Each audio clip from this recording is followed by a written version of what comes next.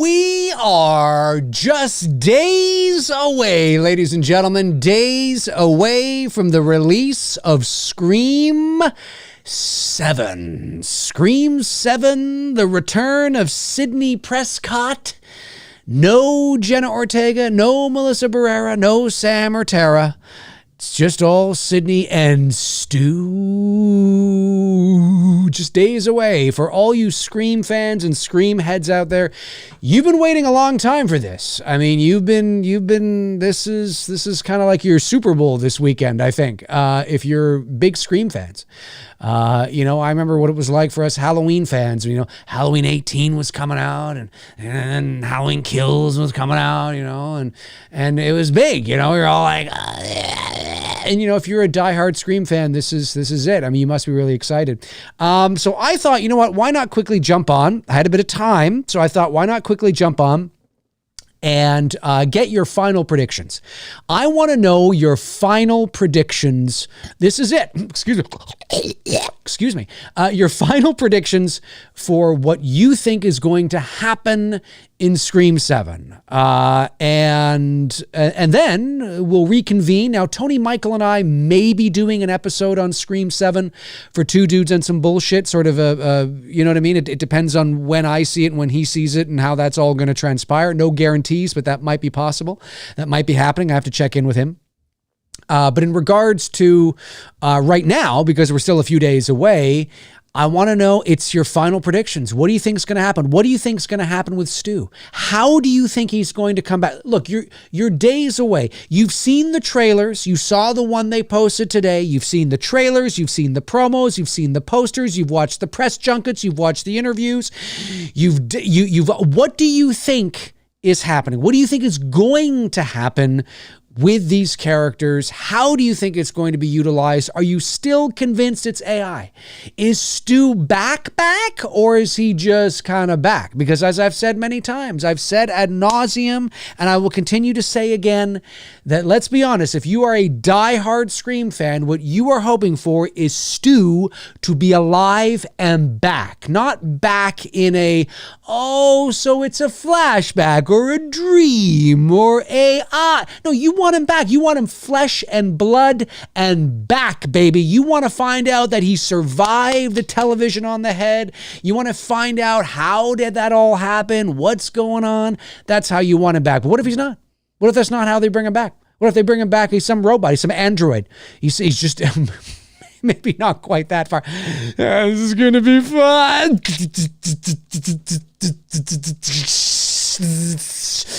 It's a robot. He's a robot. Maybe he was a robot the whole time. Maybe even in the original, he was just a robot. Wouldn't that be crazy? You find out there's this whole AI. Oh my God, what's going on? All of a sudden it's iRobot with Will Smith. Will Smith is in the movie. But no, I want to know, tell me sort of what you think. Your final predictions here, folks. What are your final thoughts? What are your final predictions for Scream 7? Are you excited? Are you not excited? For Sidney Prescott, do you think, I saw somebody say recently they think Sidney's going to be the killer. I don't think they're ever going to make Sidney the killer. I don't think they're ever going, maybe, you never know, but I don't think they're ever going to do what they did with Freddie Prinze Jr. Spoiler alert, but if you haven't seen it, you're in no rush. In the recent, I Know What You Did Last Summer. I don't think they're going to do that. That doesn't mean that you're not going to see Sidney kill, defending maybe her daughter, her family, something like that. But I don't think she's going to suddenly wind up as Ghostface, like, it's me, I'm crazy, I'm fucking crazy. I don't think that's going to happen. I don't think it's out of the realm of possibility, of course not in this movie, or they've done an amazing job in the editing of their promotional material, but I don't think it's out of the realm of possibility that if you really wanted to turn Scream on its head, which I don't think they're going to have the balls to do, quite frankly, is that you make Sidney Prescott at some point in the future, in a future movie, the opening death, right? I think that would be, wow, you know what I'm saying? I think that's possible. I think that's more possible than her actually being the killer. But I'm talking about future movies. I'm not talking about Scream 7. I want to talk about Scream 7. I want you to let me know your predictions. Listen, stop farting around and let me know. How do you think Stu is back? Let me know. Is it AI? Is he back in the flesh? And Jump into the chat and let me know how they're going to do that. How are they going to do that? Like, how did he survive? He just survived. How did they not know he survived? Was it some big conspiracy and a cover-up or something? Let me know. Do you think it's going to end on a cliffhanger? I'm going to make a bold prediction. I'm probably going to be wrong. But I'm going to make a bold prediction here, ladies and gentlemen. This is my final prediction here, folks. This is my final prediction. Here it is. This will be the first Scream movie to end on a cliffhanger. A Sylvester Stallone style 1993 cliffhanger. I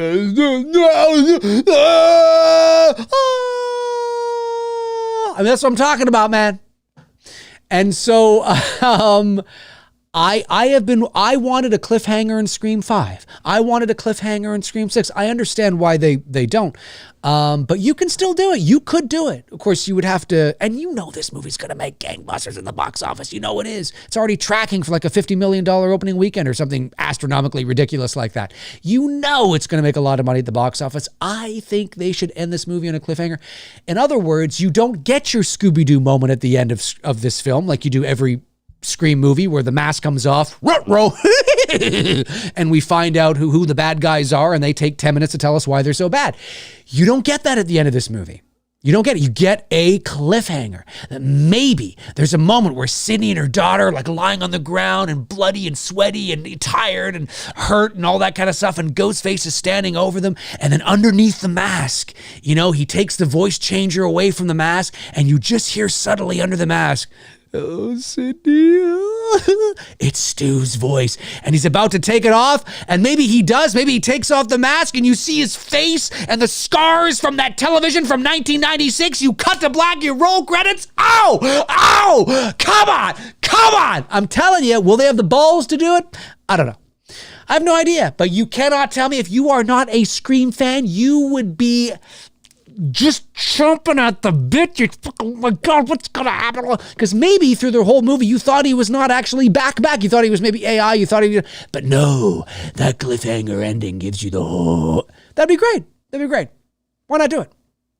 Why not do it? And you still get your reveal. He still takes the mask off and reveal who was doing it, right? Because in a whodunit, you got to find out who did it. You still get the reveal. You just don't get the 10 minutes of Stu telling you why he's so evil. Here's one of the reasons why I think that. So here's the thing. Stu is either back or he's not, right? And as I've said in the past, Stu feels to me like the ace, right? Feels like the ultimate card that you would play in some sort of final chapter of the Scream franchise. Call me crazy, but barring a Sarah, I always get these two mixed up, a Tara and Sam, a Jenna Ortega and Melissa Barrera return to the franchise, barring that, I don't know what else you do with Scream unless you're just rebooting it, right? Because Stu kind of feels like that, like the pinnacle. Do you know what I mean? I mean, outside of throwing in Roger Jackson in there, and you find out that, there really is a Ghostface guy who does that voice, and it isn't a voice changer, and or maybe it is, and he just had his voice put into all these voice changers sold at all these Halloween shops, and he's been pulling the strings and the puppet master, barring that insane, ridiculous thing, Stu feels like the creme de la creme. And so if he is really back, and this Scream movie ends like how all the other Scream movies end, where you find, there he is, it's him, and he tells you he takes 10 minutes to tell you why he's so bad, and it was fun you for all these years, Cindy. We're gonna have some fun, and then he dies, because that's how every Scream movie ends, is that they die. Well, where do you go from there? Like, what would a Scream 8 even look like? And why? Like, it feels like that's kind of like so that's why I think that maybe, just maybe, this one will end on a cliffhanger. I'm just saying, because they want to draw that out, because where do you go? I don't know. I have no idea. Where you go. I have no idea, but it would be great to know from all of you guys. Now, Josh McKenna sends in a super chat. Thank you, Josh, of $9.99, and says, what if Stu is voiceover? He only has one line in the entire movie. Hello, Sydney. And it's just a voiceover. We don't see him physically, not even AI. I would love to see fans' reactions if that happened. Well, if that happened, Josh, there would be a lot of concerned fans out there. There would definitely be a lot of concerned fans, for sure. For sure. There'd be a lot of concerned fans, a lot of pissed off fans, because like I've said, I mean, look, be honest with yourselves. If depending on how it's done, but if Stu is dead and he remains dead and he's back only via, well, look, outside of being back, like he survived, right? There's only really three options I can think of that he could be back in the movie. It's either a dream sequence, which is really going to piss off Scream fans, which I don't think that's it. He's AI, some sort of artificial intelligence, right? Where he's back, kind of, sort of, I guess, he's like the new Chat GPT or something. Or he's actually back, right? And so, and I'm not saying that Kevin Williamson hasn't figured out a way to bring him back, but if he's, I suspect he's really back. I just hope the justification for it makes sense. But we're going to find out. I don't know. I have no idea. Andrew Stevens says, please get rid of Gale in this movie. Is that a formal prediction? It's what you want? Are you predicting that Gale is going to die in this movie? I don't know. But you know what? I agree with you. I agree with you 100%. I think having Gale die, I think would be great. You got rid of, I keep wanting to say Stewie. You got rid of Dewey. Again, it's not how legacy characters die, or it's not that they die, it's how they die. It gives it some weight, some bottom. I think she's, I think so. She probably won't die either. I don't know, but it would be interesting.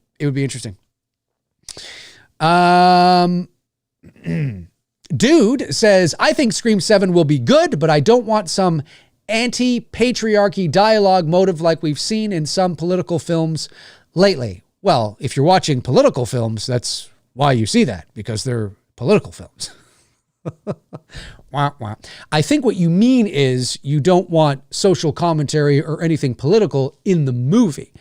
That's fair. I will just say this. I will say that I believe that people, I'm not saying you, I haven't seen the movies you've watched, but I will say that I think that 90% of the time that people tend to get, up in arms about what they deem as woke things or political things are not at all. I think people, that's what happens when you throw around words so much. Like, how I don't like tossing the words iconic or legendary around that often, because the more you toss it around, the more they lose its true meaning, and then everything becomes everything. So woke has been tossed around so liberally, so much that it's not that there aren't woke things and issues and problems. Sure. Yeah, no, I agree with that. But not everything is. Just because you get two gay guys in a movie doesn't mean it's woke. Like, no, shut up and sit out. It does that. That's not what that means. And so I think we've sort of, lost sight of that. Now, if you want a movie that definitely beats you over the head and slaps you in the face and bends you over the kitchen table with its social commentary, just look no further than Black Christmas 2019. That is, that's a political message with a movie attached to it. Not every movie is like that. And so we have to be careful. Horror movies are notorious for having, not notorious. That's another thing too. People use notorious incorrectly, like infamous. People often use the word infamous when they really mean famous, right? Infamous means you're famous, but famous for something negative. But anyway, people tend to toss around, certain words and certain things that I think get tossed around too liberally. And social commentary is nothing new to horror. So just be mindful of that. It should be, watch Black Christmas 2019, and then you'll go, oh, okay, this is what a woke horror movie looks like. Okay. Do you know what I mean? You know what I mean? Like that. It's very different than what I think people often think of. But anyway, I agree though. I mean, we don't want, our Scream movie saturated with that kind of stuff, right? Wise Guy 100 says, be wary of people posting outright spoilers in the chat, ruining it for everyone else. The entire plot leaked. Oh, did the entire plot leak? Okay, well, Brandon Collins, one of our great moderators, and Andrew Stevens, one of our other great moderators here, will be on that, I'm sure. Please don't post that. Have some class. Don't be a dick.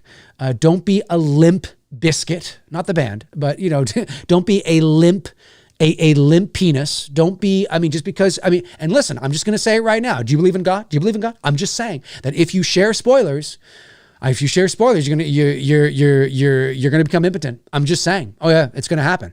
It's going to happen because God's going to be pissed. He's going to be pissed. God's a big Scream fan. I'm just saying. He's going to be pissed. And you know what he's going to do? So don't share any spoilers. That should do it. Let me see. Let me see here. Have some common sense for your fellow film fans, ladies and gentlemen. Oh, hang on a sec. Did I miss? Yeah, there we go. It's Aaron Gilbert 2940. What's going on, Aaron? Sends in $4.99. Thanks, buddy. Says, I just struggle to see a way to actually bring Stu back without they never found the body Halloween moment and insulting our intelligence. I love the fact that you put that, because I was going to go there. Aaron, you know it. I'm going to go there. I had to, they never found his body. I know what you mean. Listen, there's, they might. They might figure it out. And maybe if he's back and he's really alive, maybe we'll watch the movie and we'll all sit there and be like, oh, you know what? Okay, that's not bad. You know what I mean? Maybe. But I didn't know that the spoilers leaked, by the way. So if there's anything I'm saying here in regards to what I want or what I want to see, it is just purely coincidental. By the way, I pretty much called the ending of Stranger Things like 3 months before they released it. If you look at my social media post saying what I wanted with the ending of Stranger Things, I talked about 11 sacrificing herself. Now, I know they wanted to have their cake and eat it too. And did she, didn't she? I don't know. Commit to it, goddammit. Anyway, I wanted her to sacrifice herself because I thought that was more thematically powerful. And I said, you can look at my social media post, that the remainder of the group, Max and the remainder of the group, all sit down to play Dungeons and Dragons one last time, and the camera pulls out and we see them and we fade to black. I didn't get them leaving and the younger kids coming down, all that. But I totally called it. Now, is it because I'm a genius? No, it's not because I'm a genius. It's because I know storytelling and I can see where things are going, just as you can too, right? If you pay attention, you kind of see where things are going and things like that. So if there's anything I say here that it has been leaked, it's not because I've seen it. It's just because there's only so many ways you can slice an apple. But anyway, so what the hell was I saying now? Oh yeah, they never found the body. I don't know, man. Like I agree with you. I didn't want him to come back at all, because I like the fact that the character served its purpose and he has an arc and he's dead, and I didn't want anything afterwards to water that moment and the strength of that final scene in the first movie, which I still think is the best movie in the franchise, to water that down. I didn't want that to happen, right? So, not to say that's going to happen, but if he is back, well, we'll see what happens. Will it elevate? Will it elevate how you look at Scream, right? Or will it lower how you look at Scream? Or will it not make any difference at all? We're going to find out. So I know what you mean, though. They never found the body. Yeah. Halloween H2O, for those of you that don't know what Aaron and I are going on about here. But Dave, Gurked out Teetle fan. Hey, Gurked, what's going on? Geeked out Turtle fan. See, I combined turtle and geek into one word. It's Gurked. J.R. Rush says, get rid of Gail? Fuck no. Why not? Is it because of nostalgia? Is it because you have the hots for it? Was she your celebrity crush as a teenager? Courtney Cox, Friends, Masters of the Universe, 1987? Bruce Springsteen? I don't know. Maybe not. I am all for any and all characters in any franchise, in any movie, dying. Not for the sake of dying, not to be edgy, not to just do it because we don't know what to do. But it serves the story. You've created a story where thematically, symbolically, it makes sense, it's powerful, it carries weight, and it gives a lot of meaning to the story. Sometimes the best stories and the best endings are not the coziest. Oh yeah, no. 11 being alive in Iceland. Oh, that's so nice. Oh yeah, yes, that's cozy.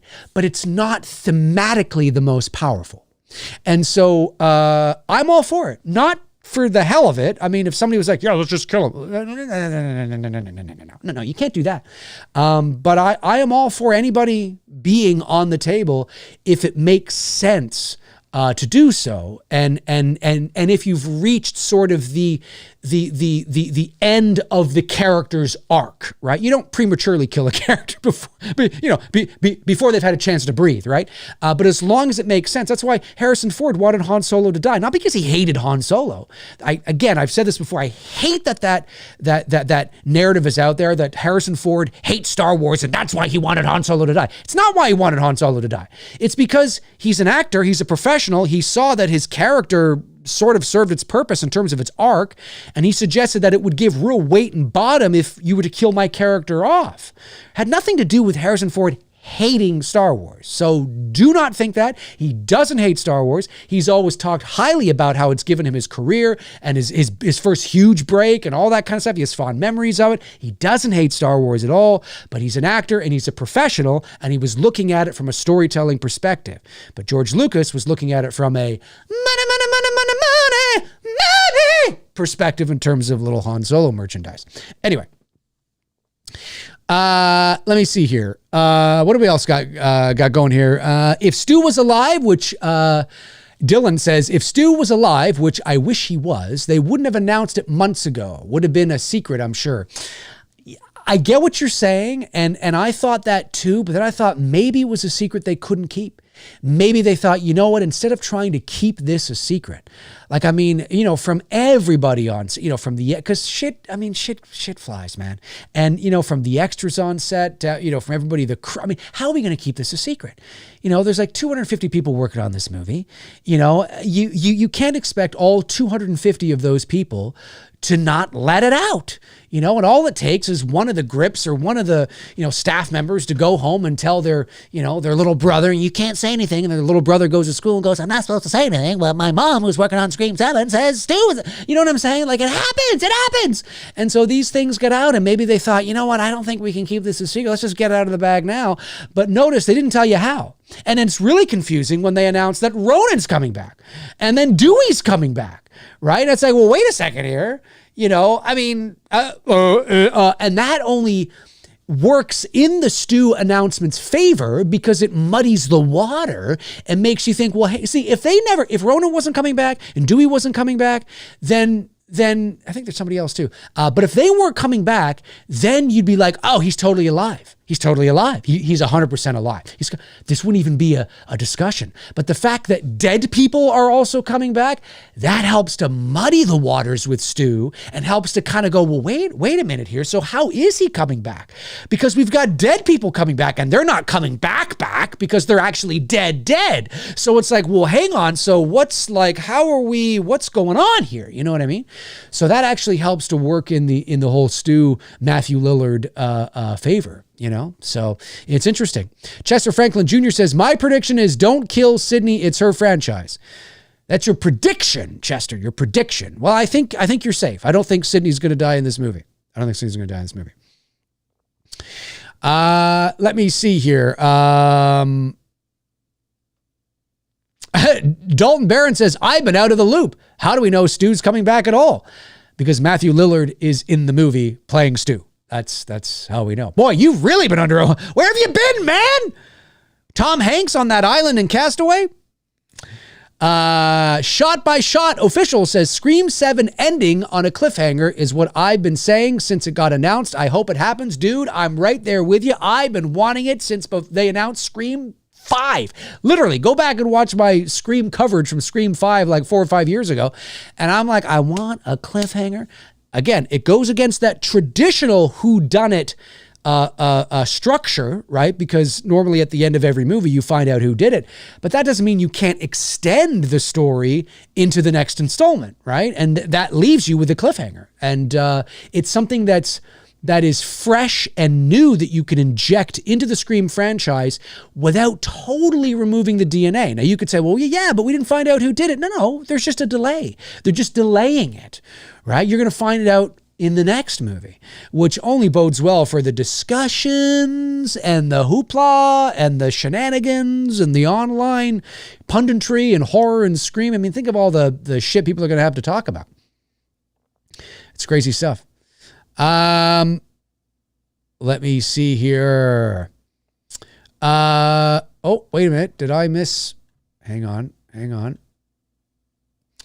Josh sends in another super chat. Thank you, Josh. Oh, no, hang on. Did I get that one? I did, yeah. I've never found his body. Josh says, there are people online claiming to know who Ghostface is. I don't give it any attention. I normally don't mind spoilers because I would enjoy it anyway, but it's the principle of it. Listen, I am somebody that, and I only speak for myself, depending on what it is, but generally speaking, I don't care if I know what happens in a movie. I would prefer not to know, but generally speaking, I don't care. And it could be because, I've worked in the industry a long time. I've made movies. I know a lot of people who make movies. I've worked on set, and I've seen behind the curtain of the entertainment industry in many different facets of the industry for 25 years. And so for me, I can do two things at once. I can watch a movie as a fan, but I'm also watching a movie as a filmmaker, right? Like, you know what I mean? I can be really into a scene and then I can be like, oh no, I totally wouldn't have done it. I would have totally laid down some track there and then track left to right. I can do that simultaneously as I'm enjoying it as a spectator as well. Do you know what I mean? But not everybody can do that. I mean, the average moviegoer is not a filmmaker and doesn't work in the industry and really doesn't know how movies are made, generally speaking. And so it is paramount that they do not know anything about anything that's going on with anything, because it really can ruin the experience for most people. And I totally understand that 100%. But if you're a filmmaker, or if you work in the industry and you've been in the industry a long time, you know what I'm talking about, right? And so again, it depends on what the spoiler would be. There's varying degrees of spoilers, but generally speaking, like I knew that Freddie Prinze, was one of the killers before I watched the new I Know What You Did Last Summer movie. And if that's a spoiler for you, well, it's been out for over a year now and you're obviously in no rush to see it. Or at least a year. So I knew that. And I was like, it didn't, like, I would not have loved the movie or hated the movie any more or less than I did when I watched it anyway. Do you know what I mean? Like there's some things that are not, but for most people, oh yeah. So here's the thing with me, and I only speak for myself. I have received lots of spoilers over the years. I've known a lot of things, especially with the Halloween films, Halloween 18, Halloween Kills, Halloween Ends. There were a lot of things that I knew about those movies. Knowing, people that were close to the projects, and knowing certain things and release dates, trailer dates, all that kind of stuff. There were a lot of things I knew, but I didn't get on fucking line and tell the whole world. Right? You know what I mean? It's like, why would I do that? Why would I ruin that experience for, most people who don't want to know that shit? right? In terms of spoilers, I don't mean release dates and things like that. But I mean, like, you know, like why would I do that? Why would anybody do that? Well, it's because they want to be the person, you know, oh, I'm getting the one out there and I'm seeing all the likes and hearts come in and yeah, that was me, man. I fucking leaked that, bruh. Hey, bruh, I leaked that, bruh. That was me. Yeah. Oh yeah? Where'd you leak it? On Reddit, bruh. Yeah. I'm 3646 guy on Reddit and that was me, man. Yeah, totally. Yeah, that's me. Yeah. It's going to up my Reddit credits or whatever. Well, I don't know what the hell. I don't know how Reddit works. And so you got to just, you know, like just if you read something, just keep it to yourself. There's fucking like 3 days to go, man. Shut up. Shut up. There's 3 days to go. Thank you, Josh. Appreciate that. Let me just get these. I don't want to miss these member chat, super chat. JT Mills sends in $9.99. Thank you, JT. Says, this franchise has lost its way having its finger on the pulse of horror tropes, which was the whole point. They should have reinvented itself with every new phase of the genre. It is so redundant now. You know, I mean, I don't think that's a hot take. I think there's some truth to that for sure. And I hear, according to Kevin Williamson anyway, that there's, with Scream 7, you know, there's a bit of a less of a meta approach to this, which is interesting. Maybe it's more straight up horror. I don't know, but I agree. It was always, I mean, that's why, you know, that's why you can only make so many of these kinds of movies. But,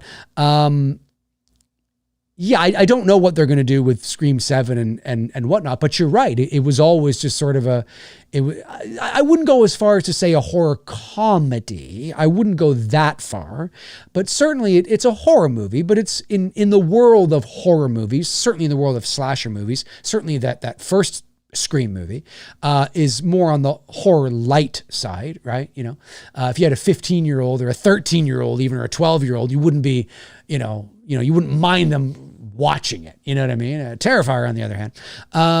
So no, I get what you're saying. I get what you're saying. There's some truth to that.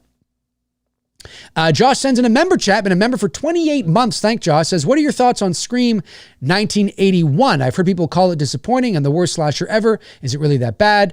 Like, is it Don't Go in the Woods level bad? I don't know. I've never seen it, Josh. Never seen it, so I don't really know. I have no idea. Predictions, folks. Predictions. Machete Slasher 797 says, my prediction is that Stu and the other dead characters are AI and used to taunt Sydney. Not sure what the motives would be, but there's probably some cheesy line about how good AI is becoming. Yeah, you know what? Well, listen, there's a lot of people. I think there's quite a few of you in the chat here tonight that believe that this will likely be a AI centric sort of film. Now, when you watch the trailers, and admittedly, I've only watched each trailer or promo they've released maybe twice, but is there heavy suggestion of AI in the trailers? I don't think there is really. There's a heavy focus on family and the mother-daughter dynamic. Obviously, that's important. That's going to be the heart of the film. And so maybe that could be it. Or, like I said, if this movie ends on a cliffhanger and Williamson, because this, and again, this movie is going to make a lot of money at the box office, even if it's not very good, right? It's certainly going to do well opening weekend. It's after opening weekend. You got to figure if it's, what's the word of mouth going to be like? What's the scores going to be like, right?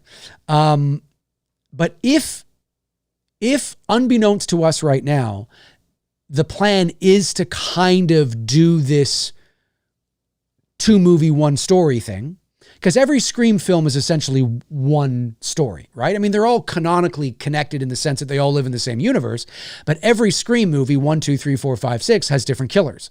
And so they all have a beginning, a middle, and an end within their own films. You can watch every Scream movie, never watch another one after that one, and you wouldn't be lost. You only watch them, you only go on because they go on. It's not like they end on a cliffhanger where you're like, fuck, I need to watch the next one to find out what happened. I mean, you kind of know, right? And so They've never done that. And so if this is being designed as a cliffhanger type of movie, unbeknownst to us, you wouldn't get that from the marketing. And somehow Stu's going to be that revelation at the end. We know he's in it. How, we don't know. Why, we don't know. Maybe that is it. And maybe they do take that over into, you know, the next film, right? You know, and it becomes this, the AI component becomes more prominent in a Scream 8. The setup is Scream 7. Scream 7 focuses heavily on maybe the mother-daughter relationship. And then maybe towards the end of the second act and third act, you start to realize, oh shit, this AI thing might be something real here. Boom, cliffhanger. And then Scream 8, it's more prominent. I don't know. I'm just speculating here. But it's interesting nonetheless. We will see. We will see. Next Gen says, I want them to do something to piss people off. That's not how you make money. Long-running franchises need to be more inflammatory. It's more interesting. Well, I agree with that. In the sense of that I think taking risks, I think, is important. But they have to be calculated risks, right? They can't be avant-garde for the sake of being avant-garde, because then you get The Last Jedi. Sorry, Brandon. You know what I mean? You know, it's important that you can't just do that for the sake of it. It has to make sense to the story, and it can. It has to make canonical sense. It has to make, you know, thematic sense. It has to be, you can be, you know, you can definitely take creative risks and do some things and absolutely 100%, but it can't just be arbitrary, right? It can't just be avant-garde, you know, for the, you know what, this is kind of running, let's just do this, you know, it's got to make sense, because those things you see coming a mile away. And you don't want that. But certainly that's one, to your point, that is, and although it may not seem like a big risky thing, that is the reason why I've wanted for years now a cliffhanger ending. It may not seem like a big deal. It may not be the, you know, the big sort of inflammatory risk that you're thinking about. But in the world of the Scream franchise, in the world of the Scream universe, a cliffhanger ending, because of how these films are structured, because they're whodunit films, is very different. It's very new. It might not feel like it, because in horror movies and to horror fans, we are so used to cliffhangers, especially in the slasher subgenre. But when you get to actual, you know, whodunit films, by design, you are supposed to find out who did it. That's the formula. That's what you expect. So to tie in a cliffhanger, not for arbitrary reasons, not to be avant-garde, it makes sense, totally makes sense. It's properly motivated. But to throw that in there, I think to the average Scream fan, maybe not to us here now because we're all talking about it, but to the average Scream fan, or even somebody who's up on the movies, that might be a very impactful thing for them. Walking out of the theater going, whoa, we didn't, like, we don't even know, like, oh, that's never happened before in Scream, right? And so I know it's not the inflammatory thing you're talking about, but in the world of Scream, it's a big deal. Halloween, not a big deal. Nightmare on Elm Street, not a big deal. Friday the 13th, it happens all the time. At the end of every fucking one of those movies, you know, you see something move or somebody's eyes open or, you know, it happens all the time, right? But in Scream, doesn't happen, right? And so to have a cliffhanger ending, I think would be very interesting, and not arbitrary, but interesting nonetheless. Josh Stevens, what's going on, Josh? Nice to see you here. Been a member for 11 months. Josh, one of our great members, says, I've been going to see Scream premiere since 96 when I was 16. It was the first movie my friends actually drove. It was the first movie you and your friends actually drove to see. Now I have a hot date Thursday night and reserved seats. Keeps the tradition. Yes, a hot date. You mean like romantic date? Good for you, Josh.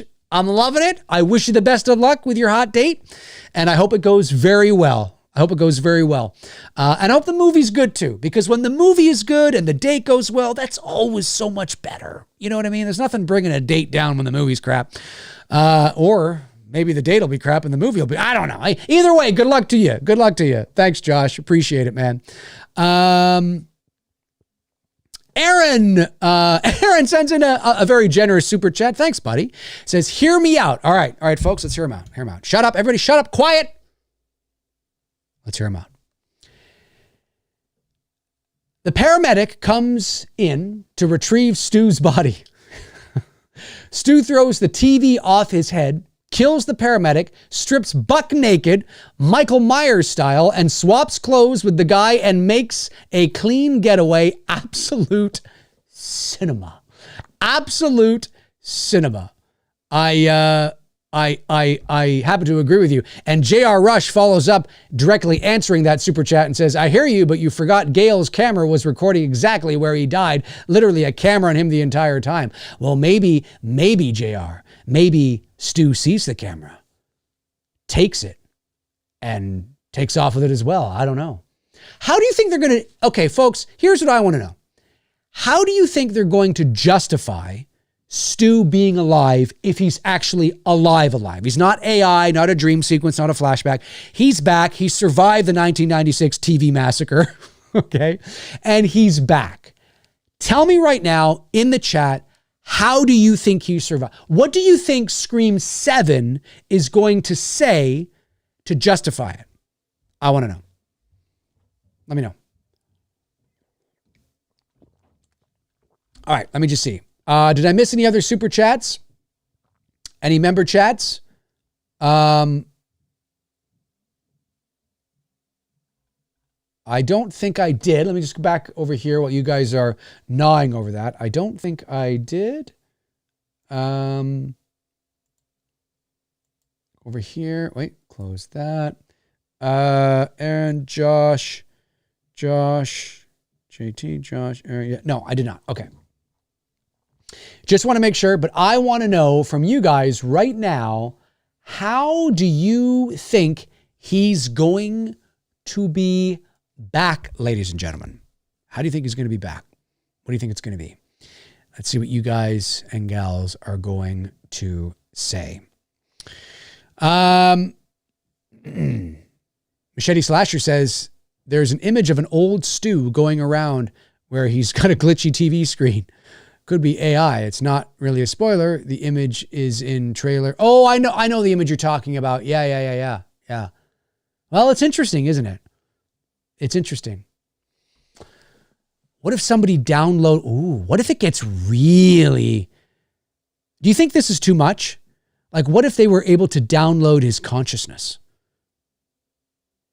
You think that's a little out there for a Scream movie? I think it is.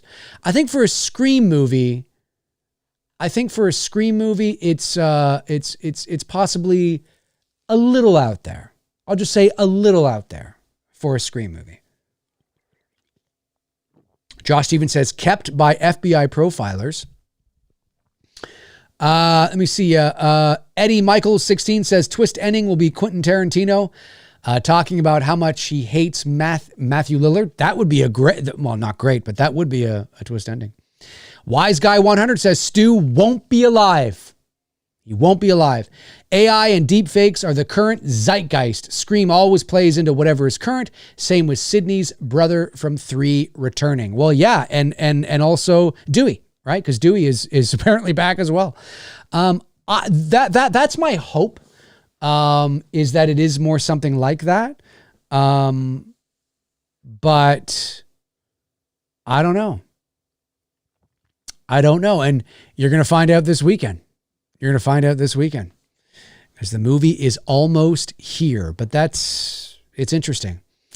Holly, hey, what's going on, Holly? Haven't seen Holly in here in a while. I mean, not that you haven't been in here, but I haven't seen you in a bit. Says, I'm hoping it won't be Stu as the killer in this one. Maybe flashbacks. Yeah, that's what we've been talking about, Holly, right? It's like, I mean, there's only a couple of ways you can do it. You can do flashback, right? You can do a dream sequence, which would really piss everybody off.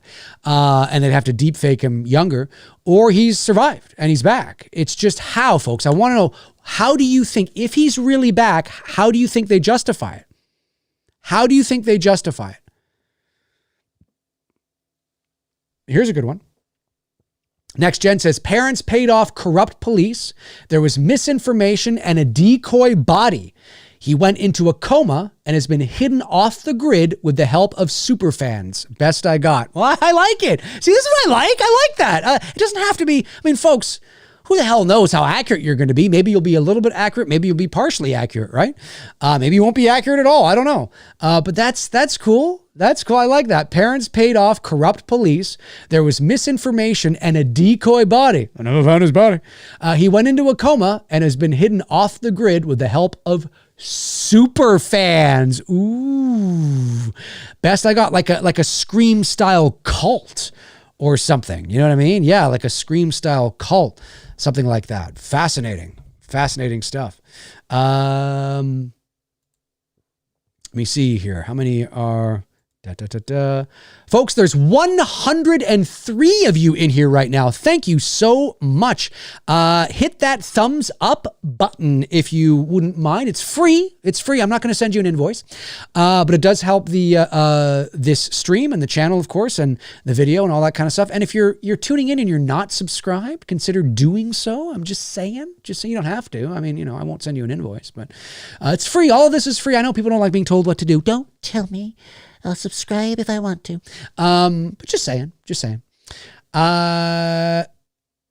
Let me see here. Eddie Michael says Stu faking his death is not as ridiculous as Richie's whole fucking family becoming serial killers. Richie's whole fucking family becoming serial killers? Richie's whole family. I'm brain farting. Remind me. I don't know what you're talking about. Remind me. BB Haunted Comics says he served the TV and the drunk kids that left the party crashed and died. Then the sheriff helps out Stu's parents because he owes them. Okay, all right. I see where you're going with that. Interesting. Yeah, like, I mean, listen, if he survived, it means the TV didn't kill him. So let's think about this.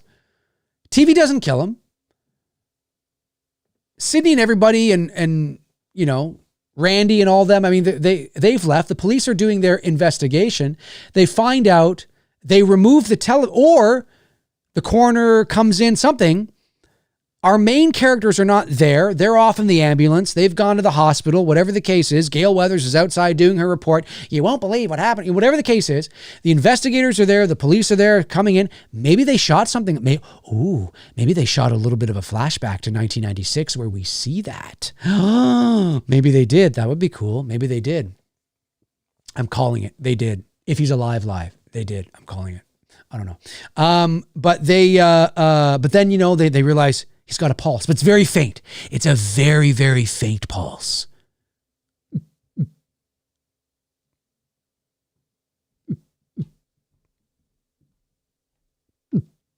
It's a very faint pulse.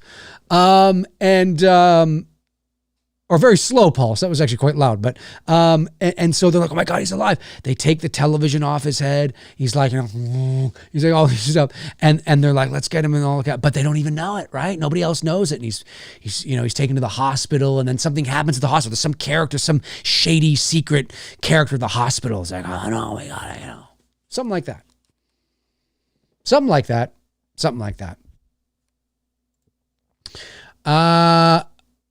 Let me see here.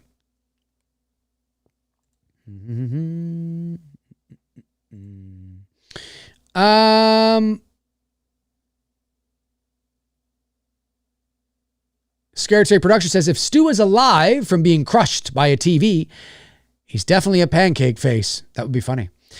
Dave, Richie was Sam's BF in Scream 5. His brother, sister, and father were... Oh, right. You have to excuse me. That's right. Right. His brother and sister were all family, yeah, in 6, right. You have to. I've only seen Scream 5 and 6 once, so and I liked them. I mean, I thought they were fine. But right. I haven't. I totally forgot. Thank you, Eddie. Appreciate that. Alley Girl, what's going on, Alley Girl? Says, kind of like Michael traded places with the EMT. Yeah. Well, you never know. Maybe Stu's been working as a doctor at the local, was it Springwood? No, that's Elm Street. Woodsboro, that's it. At the local Woodsboro Hospital or something like that. I don't know. You never know. Maybe it's the Cult of Thorn. Evil never dies. I think there should be an Evil Dies Tonight chant in Scream 7. Some sort of Evil Dies Tonight chant in Scream 7 would be epic. Let me see. I'm scrolling back here, making sure I didn't miss any super chats or member chats. Let me see. Are you guys going to see it this weekend? Are you not going to see it at all? Tell me your predictions, folks. That's what the title of this show is. Your final predictions before the movie comes out. I heard that spoilers dropped online. If you are somebody that has read the spoilers, do not share them here. You will be blocked and you will get a limp penis. And if you are a woman who is sharing them here, 99.9% of the people in this chat right now are, and listen, women aren't going to share. That's such a guy thing to do. It's such a guy thing to do. So you will get a limp penis. I'm just saying, for the rest of your life, you will be impotent. So, and you don't want that. I mean, who wants that? So do not share spoilers because it will happen. And you don't want that. So do not do that because it will happen. And then if you do it and it happens, well, I tried to warn you, man. I tried to warn you. I'm looking out for you, and I don't have to because you're being a dick. But anyway, don't do that. Don't be a dick. Nobody wants to be impotent. Let me see. Brooke Scarlett, what's going on, Brooke? Says, I'm seeing it Thursday. Yes, Thursday. Oh, yeah. Well, yeah, I guess because it comes out Thursday. Yeah, these movies are coming. That's right. Thursday makes sense. Scared Straight Production says, imagine how much of a mindfuck it would be if no one died in any of the Scream movies and it's Randy's motive is making... Oh, and it's Randy's movie. I see what you're saying, making the franchise. So it's very, very, very... Yeah, that would be interesting. Some people predicted that, and obviously it isn't now, but some people had predicted that Scream 7, when you heard that Dewey was coming back and Ronan was coming back and Matthew Lillard and Stu was coming back, and I think Skeet's in it as well, I think. Some people had predicted that maybe they're going the Wes Craven New Nightmare route. And it's going to be meta, like they're all playing fictionalized versions of themselves, right? And there's a real person that is I always felt that wasn't what they were going to do in Scream 7. I just didn't feel that. But that is something you could do with the Scream franchise, and it would make sense to do it. It would make way more sense to do it with the Scream franchise than it ever did with the Elm Street franchise, which is part of the reason why probably Wes Craven's New Nightmare didn't do all that well when it came out in 1994.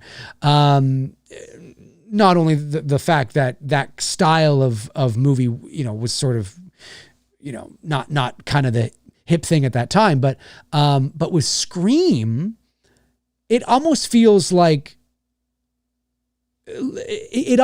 inevitable that you would make a Scream movie like that. So if at any point, when they get to Scream, I don't know, 345, however many more of these they're going to make, if they find the box office is waning and something's a little, and everybody's dead and Gail's dead, Dewey's dead, Matthew Lillard's dead, everybody's dead, even Nev's dead, then maybe they could be like, well, you know what? I know how we could bring them all back. Let's do a Wes Craven's New Nightmare kind of thing.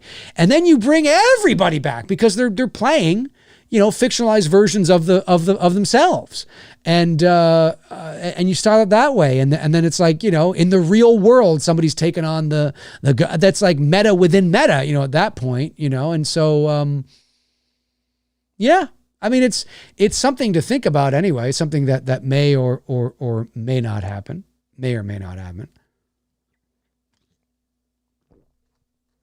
Lee the Machine Bowers. What's going on, Lee? Says, Dave, my man, how are you? I'm seeing Scream 7 this Thursday. Hopefully it's good. By the way, I finally got a new truck after almost 2 months without a vehicle. Hope you're doing well. Cheers. Well, congratulations on your new truck, Lee. I hope it is good and I hope you're enjoying it.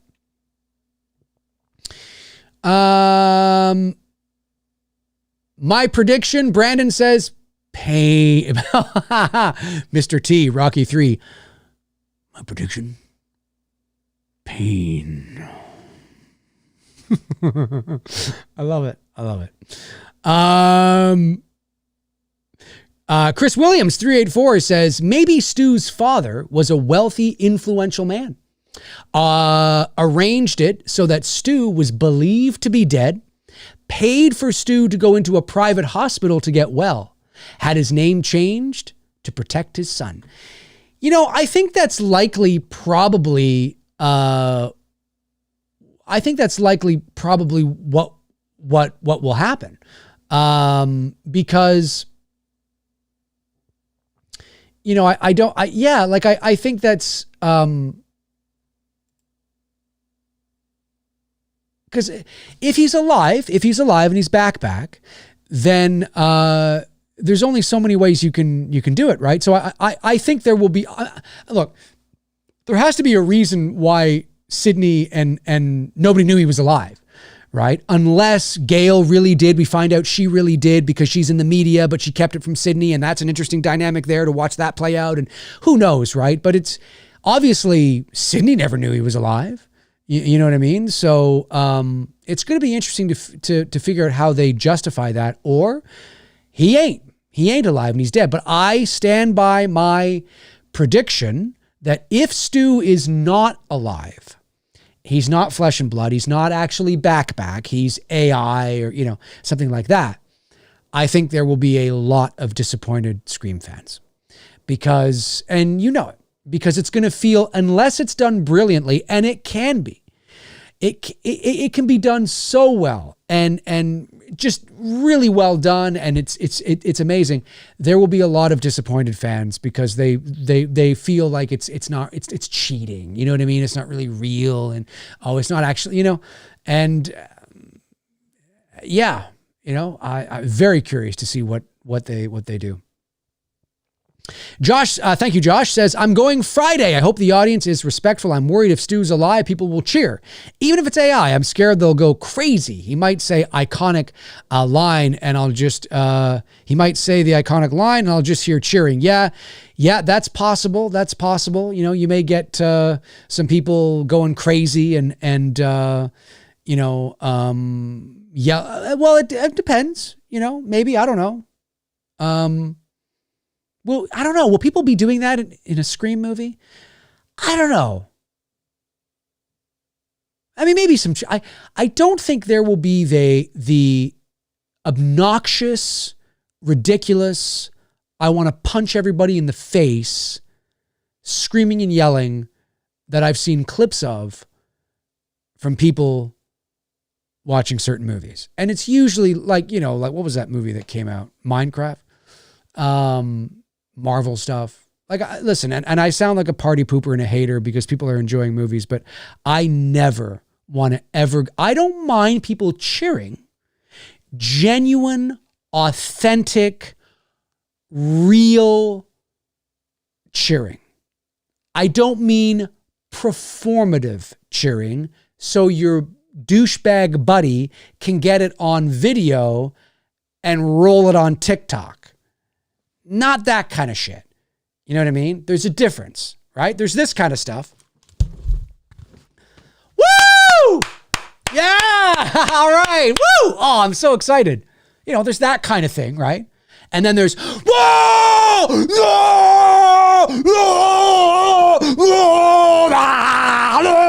Popcorn.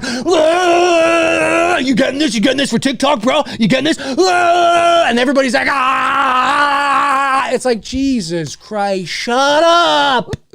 Shut up. This isn't your fucking living room, man. So there's that kind of shit that when I see, now I've never been in a movie theater where I've seen that. I've never been in a movie theater where that's happened. Maybe we Canadians are, you know, do it a bit differently. But when I see those videos that are shared and that go viral, I'm just like, it's just so obnoxious. You know, it's just so obnoxious. And I think that stuff is only elevated today to the 10th degree because of social media. Because, you know, especially in and I hate to sound, you know, like an old fart here, but especially in the younger generation who grew up and don't know anything other than TikTok and Snapchat. And just every moment of their lives is something possibly they can post, right? You know what I mean? I mean, they wake up in the morning and they're like, oh, geez, I should get myself waking up in the morning. Oh, good morning. I just got up. No, you didn't. No, you didn't. No, you didn't. No, you didn't. I love too the videos where they'll put it across the room, right? And they'll film themselves getting out of bed. What the fuck are you doing? You had to go over there. You're not organically just getting up in the morning. No, you're filming yourself pretending to get up in the morning. It's funny stuff. And anyways, everybody nowadays feels like there's this you know, special. I'm not trying to sound, you know, I'm just saying, you know what I'm trying to say. And so I can't stand that shit. I cannot stand that shit. I think if you want to do that, then you have a theater where people can be as obnoxious as possible and fart and shit and pee and yell and scream and toss popcorn, and you let that happen. I want to go and watch a screening where I can just, you know, watch a movie, for God's sakes. This isn't your living room. Anyway, thank you, Brandon, by the way, for all the hard work you're doing tonight. Brandon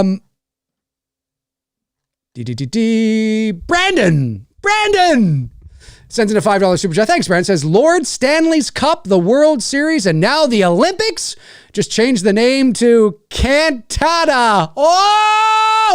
Oh, stinks. That was good. Just kidding. What a great game that was.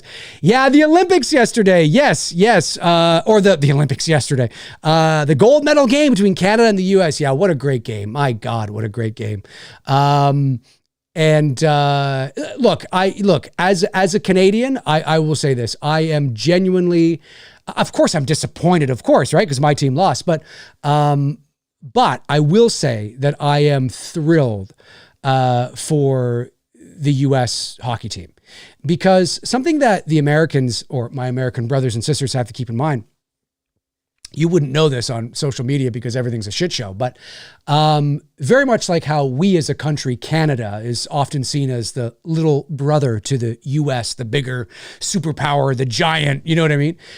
In terms of hockey, right? In terms of hockey, the Americans have been our little brother, and we've been the hockey superpower. We are a hockey superpower. And we've, you know, dominated for decades, right? You know what I mean? And ever since, I would say, the 90s, the American hockey programs and things like that, you are now producing amazing talent. And it's wonderful to see that some of the best hockey players in the world are American, which is great because it wasn't always like that.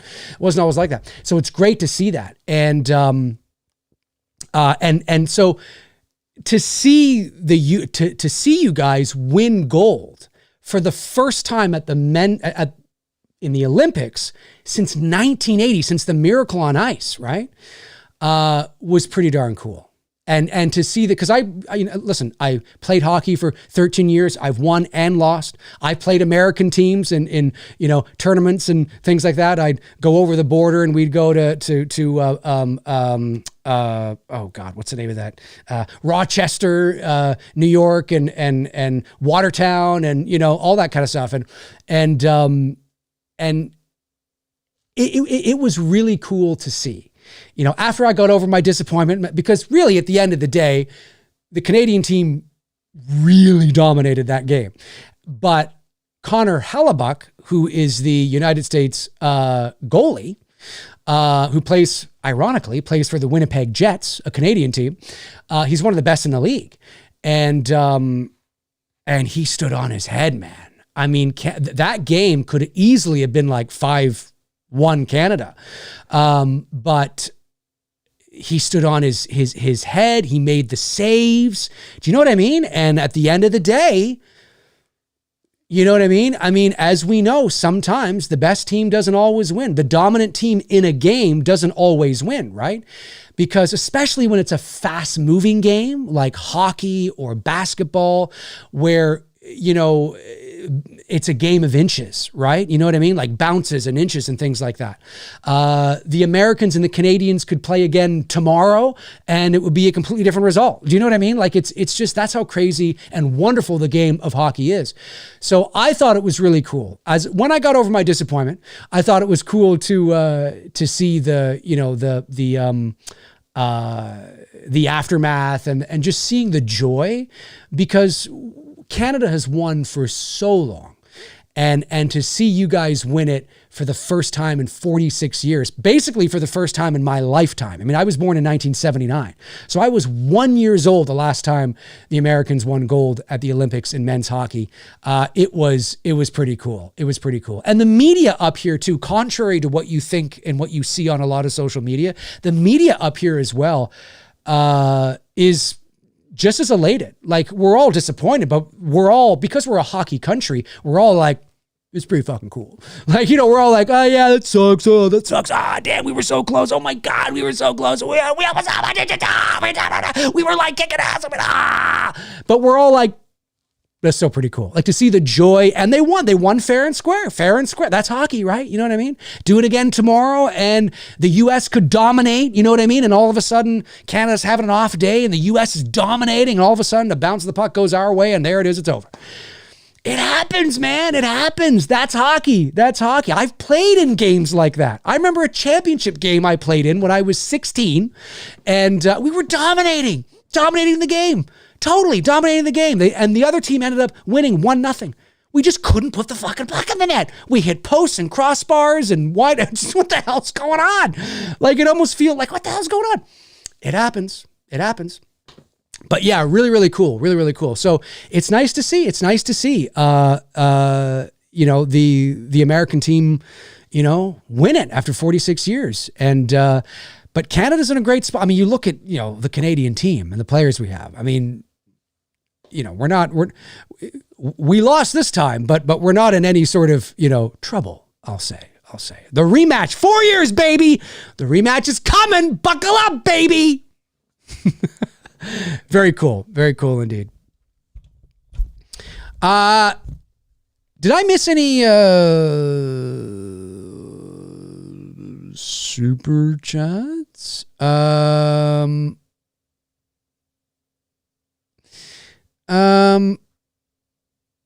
don't know. Let me see. I got Brandon's. Was there another one I missed? I don't think so.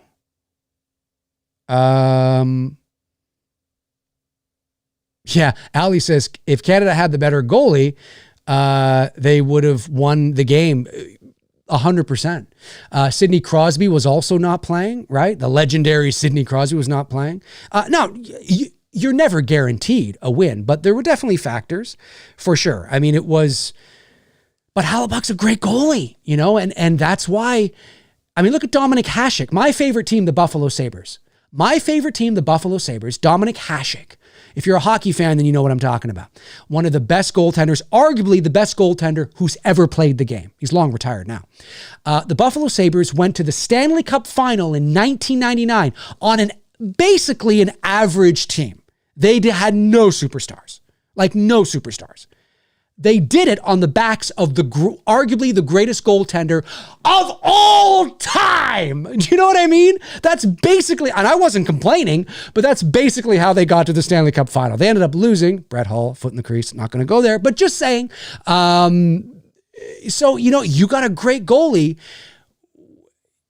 shows you what can happen, right? But that's not to take anything away from it at all. The game's the game. The U.S. won. That's the way it is, right? Won fair and square. But it goes to show you how dominant the Canadian team was and is. I mean, they are, you know, an incredible team, but the U.S. is an incredible team too. The U.S. I'm like I said, the U.S. hockey is very bright for the U.S. I mean, I look at the women's team, right? Too. I mean, amazing stuff. You know what I mean? So it's really cool to see. I think it's great. And this is why I think it's great. because I want to see this kind of, especially on the women's side. The men's side, there's other competition. Finland is usually always good. Sweden is usually always good. If Russia could take part, they're usually always, really competitive, obviously. The Czechs are usually pretty good. On the men's side, Canada is usually always the top, right? And then the US is like right there. And then, the others. But on the women's side, it's usually Canada, US, and it's not even close to anybody else. And that I've always felt really bad for, and maybe I shouldn't, but I've always felt really bad for a lot of the women's programs, hockey programs in some of the other countries, because when you're beating, and it happens with Canada and the US, if Canada plays, Latvia or the German women's team, and I see so many scores, it's like 12-0, and I'm just like, oh, and it happens with the US as well. Like, the US will cream the women's Finland team like 6-0. Well, they did. You saw it. And my hope for the future is that, because I love watching women's hockey. I think women playing hockey is astounding. I'm not one of these guys that, ooh, women. Not at all. I've watched some fucking epic women-ass hockey games, man. They are amazing. Shout out to the ladies. You are fucking awesome. And I mean that. It's really fun to watch. It's really great stuff. And the skill is legit. It's legit. But there definitely is a massive drop-off. Canada, US, and then everybody else. And I really hope that, this year it's US, Canada, and everybody else, but I really hope that changes, because I always feel so bad. You always know going into a tournament, it's going to be, it's always US, Canada, US, Canada, US, Canada in the women's finals, in anything, whether it's the Olympics, juniors, World Junior, like whatever it is, it's always those two teams. And I just hope that one day we see a stronger women's hockey programs in other countries. It comes down to, money and how things are run and, resources and that kind of stuff. And I'm not saying they're terrible. I'm just saying that there's a really big difference. And that's the only thing. I hate whenever I watch a women's tournament and I suddenly see, the report, the next day, the U.S. beats Latvia 14-1. And you're like, oh God, and everybody's like, and it's like, yeah, it just feels like, have a heart, these poor Latvian, and so that's the only thing I'll say on that. I really hope that the skill and the competition with the other countries in women's hockey can come up too, because then it gets really exciting. It gets really exciting. I want more competition. You know what I mean? Like, it's awesome, So anyways, Olympics over now. Josh says, where does Sydney live now? I don't know. That's a good question, Josh. I'm not entirely sure where she lives. I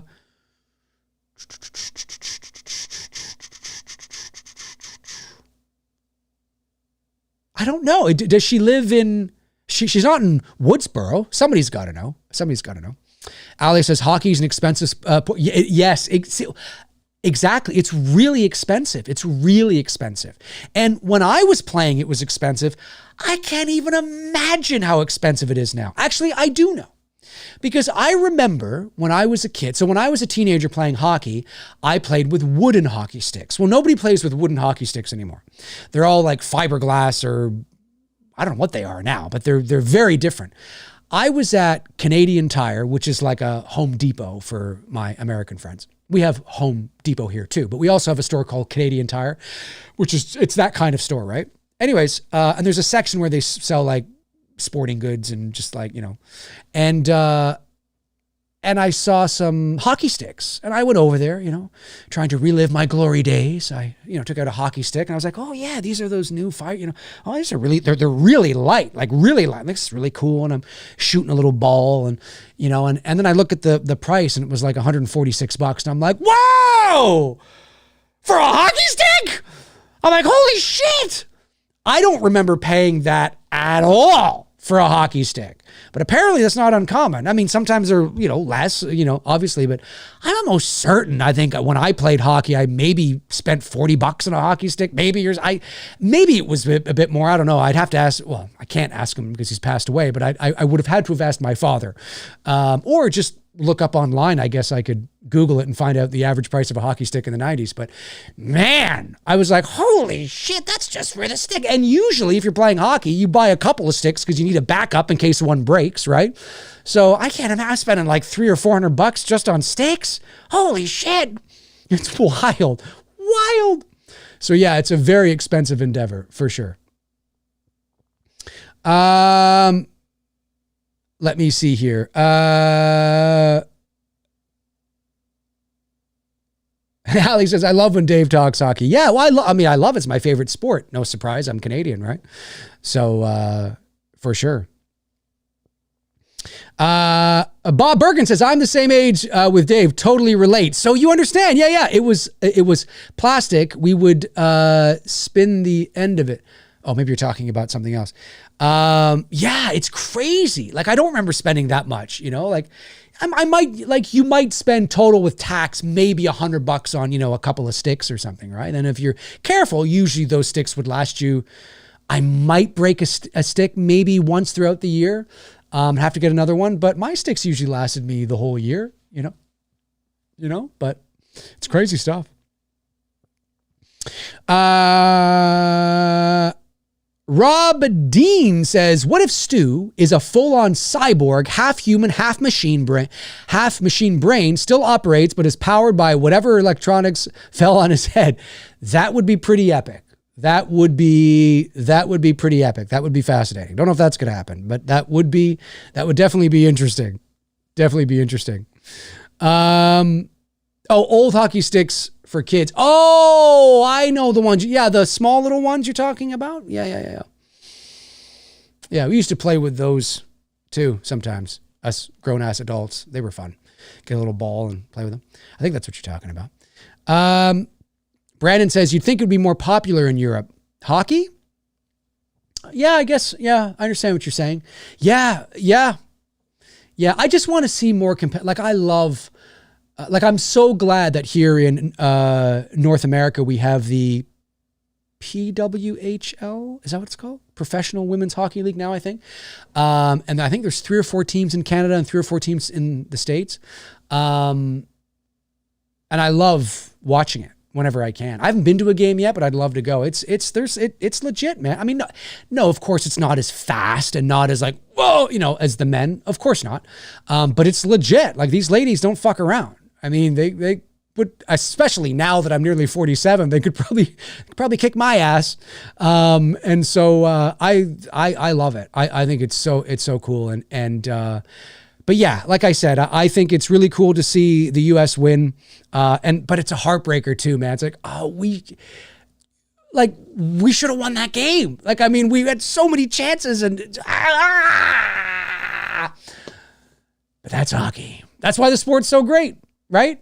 That's why it's so great, man. So we'll see what happens. But yeah, God, those guys must feel so good. So and to win it in overtime too, right?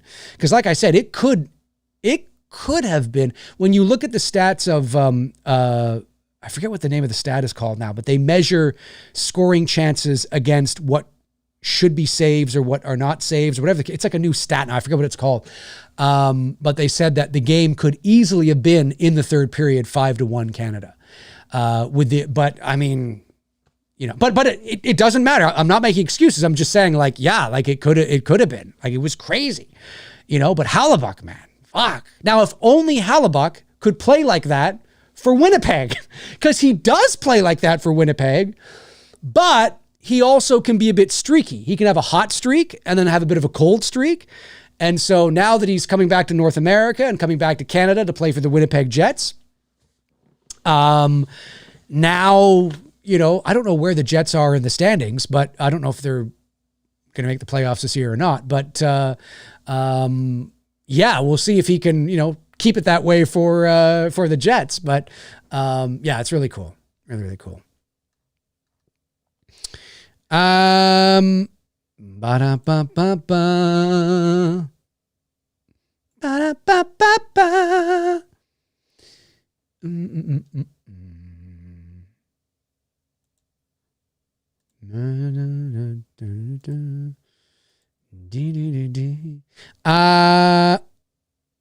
Ali says, Ali, you must be a huge hockey fan. Says, yes, the PWHL played in Dallas a month or so ago. I hope it comes back. I would love to see it in person. That's cool. Yeah, I'd love to go too. We have a Toronto team, the Toronto Scepters, I think they're called. I'm not crazy on the logo, but the uniform's cool. You know, blue and gold and whatever. It's kind of cool. Holly says, for Christmas, my daughter gave me a list of hockey stuff that she wanted. My jaw literally dropped. That's amazing. That's amazing. I love it. I love it. That's awesome. If I had children, they'd be getting, oh yeah, they'd be into hockey. I'd have them into hockey. All right, what's the time here? How much time do we have left? We'll go another 10 minutes. Take this thing to an hour. I feel like I've been on longer. We'll take this thing to another 10 minutes, and then we'll call it. I love when Dave. Oh, why am I not? Oh, hang on. Let me refresh this for some reason. There we go. Weird. Okay. Did I miss any super chats? I got Josh's.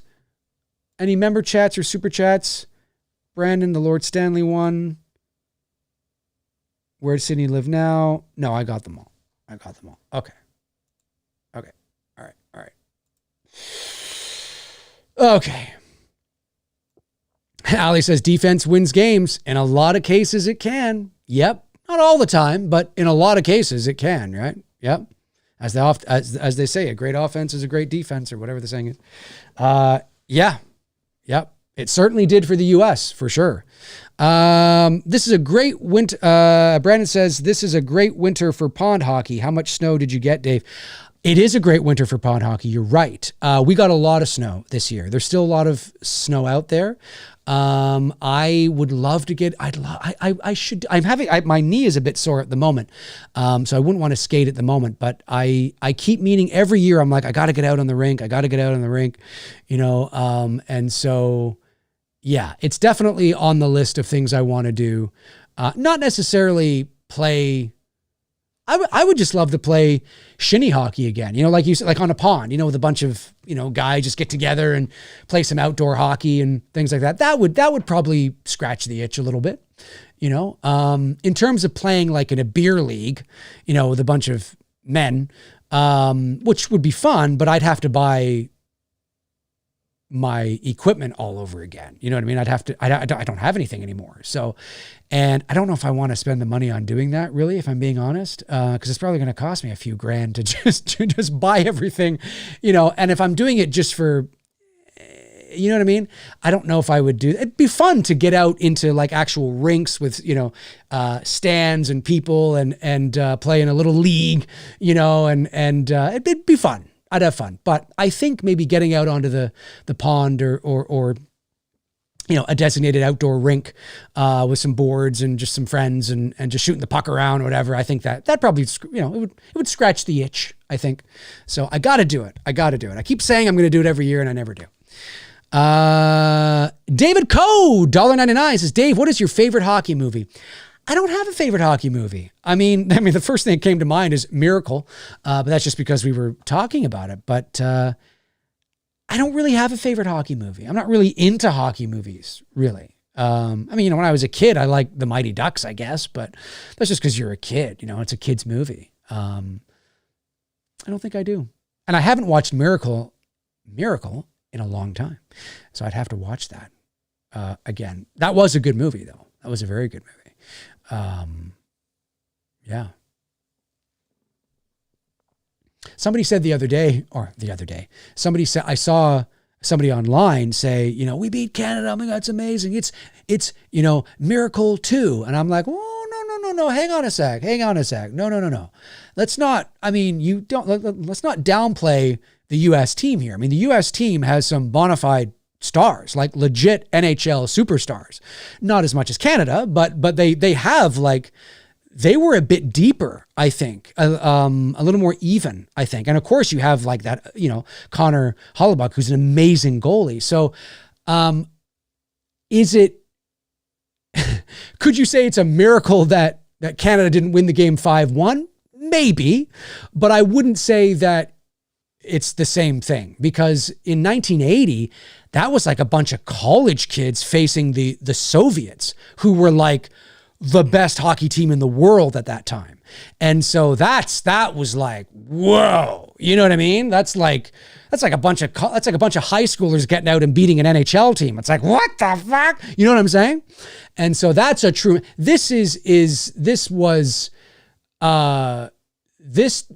you got to give credit where credit is due, man. The U.S. fought hard. Hollaback stood on his head, right? You know what I mean? But did Canada dominate the game? Yes, Canada did dominate the game, but you got to give credit where credit is due. This is not a miracle too. Not even close. Not even close. These were mostly NHLers facing each other, which is why it was so evenly matched. I mean, when you think about it. And these kinds of games, folks, for those of you that don't watch hockey all that often and think there's something, unique about this, there's these kinds of games all the time in the NHL. All the time. This is just like watching an NHL playoff game. It's not always low scoring like that, but back and forth, one dominating, but the other team wins, or, it happens all the time. These are all NHL. It's basically two NHL teams playing each other is what you watched. Right. And so yeah, like it's not a surprise. It's not a miracle, guys. This is not a miracle. This is not a miracle. So I saw that and I was like, I think I know what they mean, but that's not the right way to phrase it, because in 1980, it was a miracle. I mean, it was like, again, it was like your not quite that young, but like your college kids going out and defeating, Team Canada, or even Team USA. Like imagine if a bunch of college kids came onto the ice and defeated Team, USA. It'd be like, well, okay, that's a miracle. You know what I mean? So yeah, no, not at all. Bob Bergen says slap shot. Yeah, that's kind of a go-to, isn't it? That's a good one. Isn't Paul Newman in that one? I think Paul Newman is that one. That's right. Ali says anyone can beat anyone on any night in the NHL. That's exactly it. And as I said, here's the thing, if the Connor Hollaback of a couple of those playoff games last year showed up, it'd be a very different story today, I think. A very different story. But the red hot, talented, who we know is a superstar, Connor Hollaback, showed up. And just, yeah, man, it was meant to be. It was meant to be. Congratulations to the United States. What's the time? Okay, just 2 minutes. Friday the 13th is my favorite hockey movie. Oh, I see what you did there, Josh. I see what you did there. I'm digging it. I didn't realize talking hockey would garner up such a response. That's really cool. Mendel Goodman says, Dave, how much snow did you get? A lot of snow. Not as much as there was about a month or so ago when we got that huge dumping of like 30 inches or something. A lot of it has melted since then, but it's still like white out there.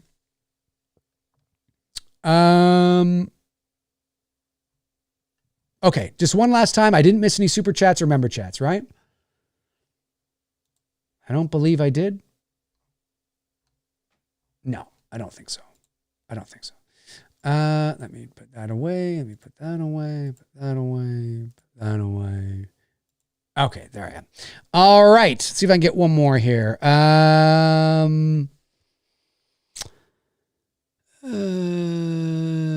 Some of the players for the USA are second generation players, plus we're brothers. Yes, that's right. The Tkachuk brothers. That's right. Yeah. Oh no, they're great. Austin Matthews. I mean, he's a superstar, right? Yeah, yeah, for sure. And Sidney Crosby for Canada was out. He was out. All right, I think that's it. All right, well, folks, listen. If you're watching live, if you're watching after the fact, Jump into the comment section and let me know. I know we sort of ended the show here talking some hockey, which was fun. It's always nice to end the show on something light. But jump into the comment section and let me know your predictions for Scream 7. Your final thoughts, your final predictions for Scream 7. We are just days away now from all being revealed in regards to what the story and plot and Stu's, angle is on in Scream 7. Let me know your final predictions below. I would really like to know. Jump into the comment section and let me know. If you want to follow me on social media, you can. All my links are in the description. Check them out until your heart's content. And when your heart is content, check them out again. That is going to do it for me, folks. Have a great rest of your Monday night. It's Monday today. And I will talk to you all very, very soon. Let me see, there's my ending music. All right, folks, take care. Have a great rest of the night. We'll talk soon. Cheers.